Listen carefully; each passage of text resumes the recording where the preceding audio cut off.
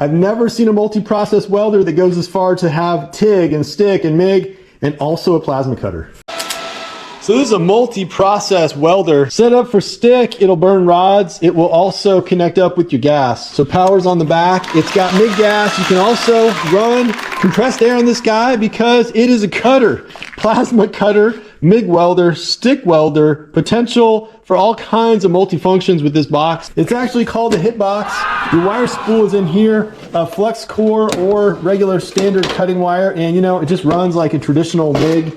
Hook up your spool, feed it through the tube. Here's a look at that plasma cutter, cutting torch. Pretty traditional stuff. So it just means instead of having your plasma cutter, your stick welder, your MIG welder, you can set it up like I have this Lincoln on this gas cart and then just switch out your heads up front. As for the multi-display, it's pretty intuitive. Just cycle through your modes and the screen light tells you where you're at. So that's your TIG torch.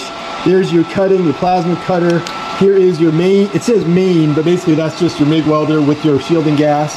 And then that's your stick head, the one I've been using. It's got dials. It does not have thickness settings. So instead of, you know, choosing 1/4 inch thick steel and it decides wire speed and how much gas to put down, you control your gas and your wire speed with the knobs. They've got a little bit of a click to them. You can sort of feel it as it ratchets up so you can get those precise numbers. As for power source, you're gonna be running 220 on this guy.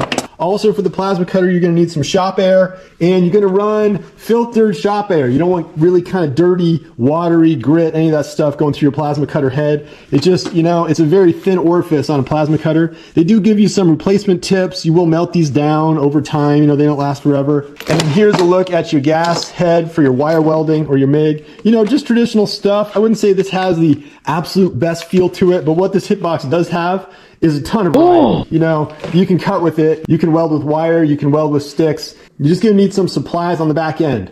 Gas, shielding gas if you run in the MIG setup.